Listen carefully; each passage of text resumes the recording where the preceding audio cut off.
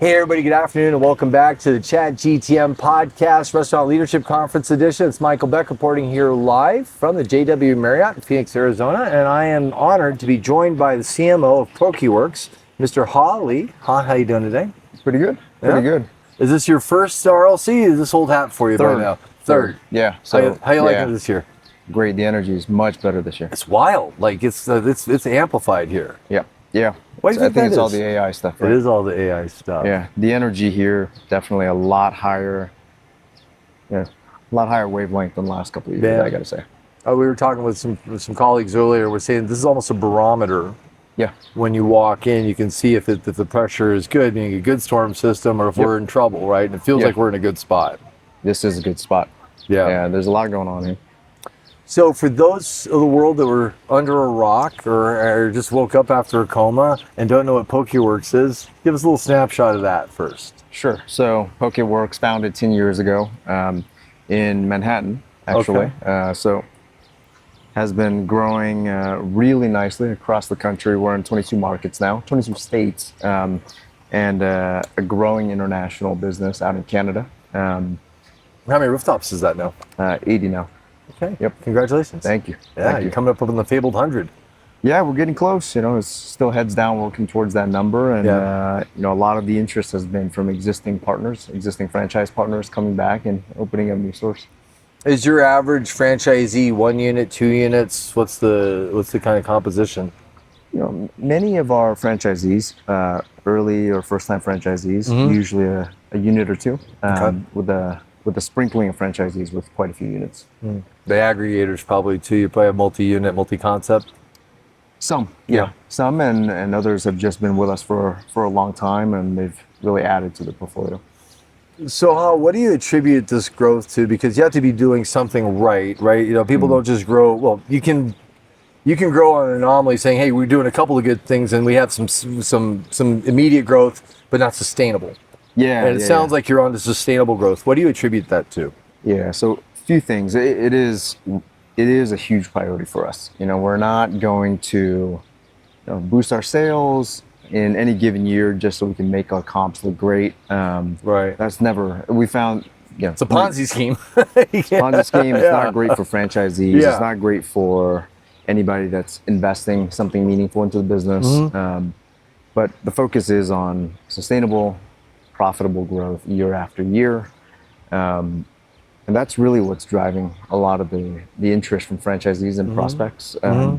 It's just, we're we just surpassed 2 straight years of monthly comp growth. Wow. And a lot of it's supported by new customers, repeat traffic, all the really important fundamentals. And that's what's been driving the interest. Yeah. So, being a franchisor is a huge responsibility. Sure. Right? Yeah, absolutely. You have to have a great product so people can sell that and know that they're going to be able to make money on it. And you have to provide systems and solutions as part of that, maybe even part of the FDD. This is what you have to use because we know it works. Right. What are the things you're packaging up for your franchisees to make sure that they're successful? So, first of all, standard playbook, right? I mean, that's the whole concept of franchising. We have a playbook that works, that allows franchisees to really open up a concept that resonates with, guests, first and foremost. But in our particular niche, it's a playbook that enables franchisees to always deliver a great service, really fresh seafood, and poke in particular. It's easy to start a poke business, extremely hard to make it thrive. How so? I mean, freshness is a key issue. Supply and sourcing, not easy at all. Yeah. And then how do you win for visibility, right? Like you got to really separate from, independence and really build that brand recognition. Yeah. And there's a playbook behind it. There's a playbook, there's a strategy, there is technology. And so as CMO, clearly your charter is to make sure that your brand is visible, recognizable, and craveable. Yep. Right? Yeah. How do you do that? Ooh. Well, no secret sauce. But... No secret sauce. But I mean, it's also basics, right? We make sure it starts great operations, great quality product, and that's the only thing we can market. I mean, we cannot market. We can't really cover up bad service. We can't cover up, bad product at all. It's raw fish. There's not much. We're not cooking it in any meaningful way, and so the products and the flavor has to be really top notch. Right. What somebody once said was that marketing, the advertising is the price you pay for poor execution. Yeah. Do you agree with that?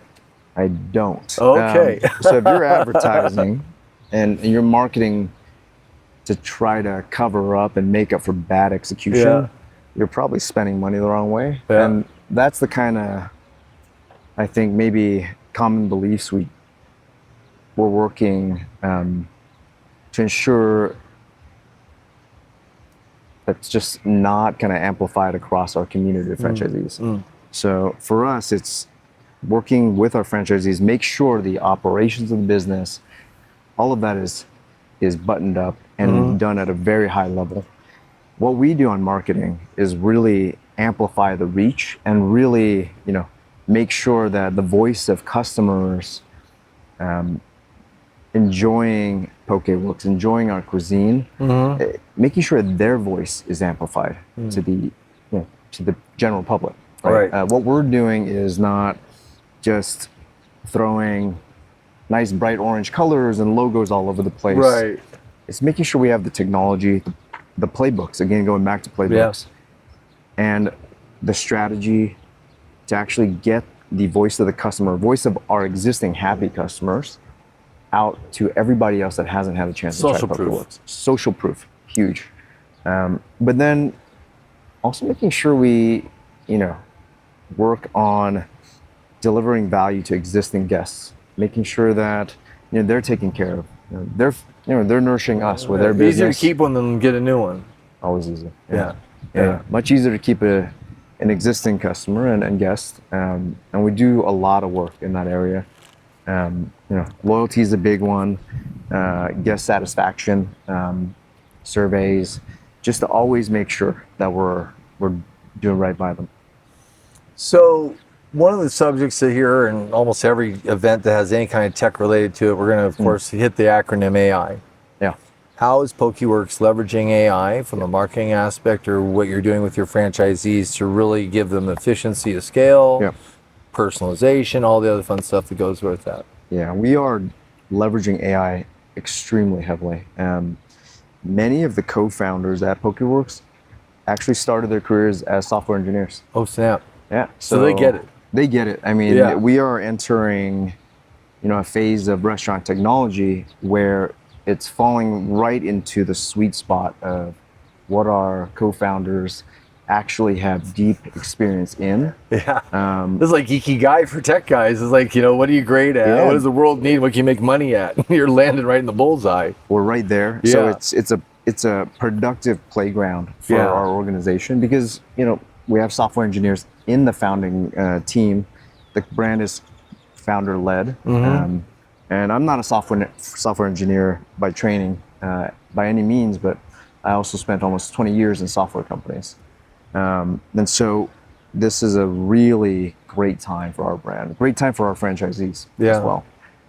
So we're really bringing to bear all of that interest, that experience, and we are leveraging AI, using it very extensively, but carefully across, operational improvements, understanding our guest behaviors, their needs, understanding, how to keep our brand competitive, both in our direct niche, right, in Poke, but also making sure that we amplify that voice even more so.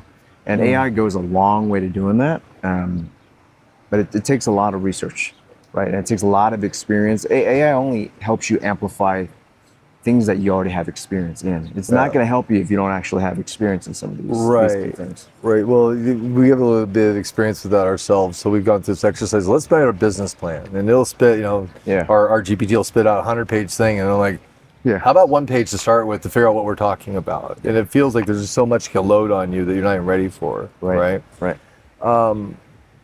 when it comes to, are you putting it in the hands of your franchisees? Or is this mostly something you're doing administratively to help support the system?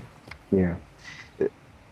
So I think principally where we are at this stage is using the AI to fine tune our analytics, drive kind of and uncover insights about the business, but keep a lot of the sausage making behind the scenes and just deliver like the findings, the insights, the benefits, the output of that work with The it. prescriptive stuff? Correct. Yeah. And because it's part of the challenge in past years is when we buy software and then we give it to franchisees, it's just yet another thing they have to log into and figure out and learn. You know, for And us, they're not technologists. Yeah. Well, some might be. Some might be. Actually, your group, I can't argue differently. We've got some incredible franchisees, and you know, they're very innovative themselves, and you know, that's all great and fine. But at least today, we really kind of are, you know, testing ourselves at the corporate level. We're testing with our corporate stores. We're making sure the testing, the guinea pigging of concepts, approaches are done before it ever touches our franchisees. We're very, very guarded in that regard. We do not use our franchisees to help test They're not your unproven guinea pigs. things. No, they are not our guinea pigs. They're our partners, and we use AI to make sure certain strategies work, certain new strategies are tested well, insights are actually on point. And just like our guests, actually, right? So with franchisees, we deliver kind of the output. What is, you know, what are all the things that will actually benefit their business and not inundate them with more tools, more software, more things to learn. Right. And with our guests, it's the same principle. AI technology is behind the scenes, right? All we're making sure is how do we get great product, great food to guests in a frictionless way. And to the extent that AI can help with that, great. If it can't, get out of the way. Yeah, get out of the way. Yeah. Exactly. What partners are you, or I don't know, I mean, clearly there's some kind of stack that's set up here for the franchisees. Are there any partners that you think are really foundational to delivering that experience to your franchisees and your guests? I mean, we have so many. Yeah. We have a ton of partners on the technology side. You know, we are on Q Beyond for point of sale. They've gotten great traction. Hey, Q. Hey guys. I hope they're sponsoring this in some form. They're Okay, friends. great. Yeah. We are partners and customers of Thanks for loyalty. Okay. Really pleased with, you know, the speed of innovation of Thanks. And shout out, I suppose, also to Momos, which really helps us understand guest sentiment across the board, every single sales channel. And also another really, just really innovative, fast-moving technology company. But there are others. There are others. But no, we're testing every day. We always we are evaluating new technology every day. In that, who's the AI? If we're on the subject of AI, where is that being in that stack? Who's really leaning into AI for you? All of them. Oh, really? All of them. They're I mean, leading the charge. all of our technology-based partners, every single one of them, without fail, they're all leaning hard into AI, right? As they should, right? Lest as they they lose should. relevance. It's important for relevance. It's important for keeping, you know, the very best product on the market. But no, we even ourselves, our teams, our just cross-functional organization taps into AI aggressively. You know, of course, everybody's at a different level, and we're trying to get better at it every day.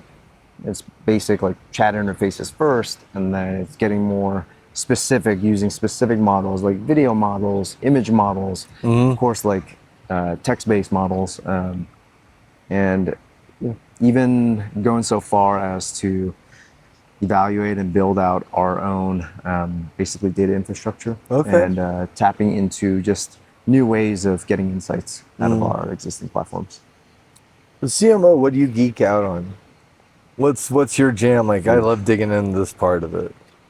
all of it. Oh, really? Yeah. So I think the underlying thing is really there aren't that many ways to get in front of a guest or a prospective guest, but figuring out, okay, how do we improve the way we show up, when we show up, where we show up, what we say when we show up, in an email, in an SMS message, on the web, in some sort of display ad. That's all important, and AI kind of helps us figure that out. It's helping us figure out how we can be really presenting the best versions of ourselves on all of these surfaces, right? Including third party. Yeah. Right. So Well, it's good at putting all the facts together in one big picture, right? it is. Yeah. Yep. Well, this is you guys have been around for a while now. Where do you see the business in? I used to say 10 years, but you can't see that far anymore. No. Where do you see it in 5? I can't see that far ahead. Okay, so Yeah, you're we're gonna on have a 2-year look, or is it a 1-year look now? Because things are evolving so quickly, right? Yeah, hard to tell, where everything's going to be in 5 years. Yeah. But I think in a year, our playbooks are going to be stronger than ever. Yeah. I think they're going to be way more refined than even they are today. And we like our playbook. It's delivering some tremendous results. I think we're going to have a lot more franchisees. We're going to have many more franchise partners. And I am confident we'll continue delivering value. We're going to keep delivering growth for our existing franchise partners, and hopefully they continue to grow with Beautiful. us. So. Well, this has been great, man. Is there anything else you want to share about your organization, business, things you're working on, franchise opportunities before we hop off? For prospective franchise partners out there, please reach out. We'd love to hear from you. And, What do they look show us. like, right? Some people, or some organizations, really, you have to qualify them. You have to be an operator previously to run a restaurant. Sure, yeah. Certain amount of money in the bank, and maybe where are they geographically? What are you looking for in a franchisee? Well, one is, I think, a propensity to really roll up their sleeves. There's I don't think, and I'm definitely the marketer, right? But operations is crucial for successful marketing, and You're going to work in the store. well, yeah. I mean, at least to start. I mean, you have to understand the system. Yeah. And so, hands-on operators. And I mean, we have plenty of markets available. Okay. But it's really that. All of the other criteria are roughly the same, but we would never say that our concept is a passive concept. It's, you got to learn, and as I mentioned, probably quite easy to open up any sort of poke concept. It's very hard to thrive. So grit. Yeah, grit. But we need somebody that's hands-on so that they can learn the system, learn our strategies, take advantage of the playbooks that we have. Yeah. And that's work. Yeah, well, Steve Jobs used to say, hire for attitude and aptitude, you can teach the rest. Yeah, I agree with that. Beautiful. Well, this has been great, man. I really appreciate you spending the time with us. Appreciate it. Sorry to take you out of the hotel on this beautiful sunny day. Yeah, it's not terrible. What are you looking forward to tonight? Are you going to the ball games? No ball game, just a simple dinner with some other operators. Got to always sharpen. I have a feeling it's going to be a really nice dinner, though, if we're out here. Yeah, I mean, these conferences, nice dinner. It's food industry. Can't go wrong. We have to go back to the gym when we get home usually. Yeah, exactly. All right. Well, thank you so much. And again, if you want to reach out to Ha, you can find him on LinkedIn. And do you have an email you want to share with anybody if they want to reach out directly? Or no, just come LinkedIn's take good. a look. Pokeworks.com. Beautiful. Well, thank you guys so much for being part of our audience. We'll see you in a little bit. Stay tuned for a little bit more RLC action. We're kind of winding down. We're getting to the last night of the show, but it's been great, and we'll talk to you guys again soon. Take care.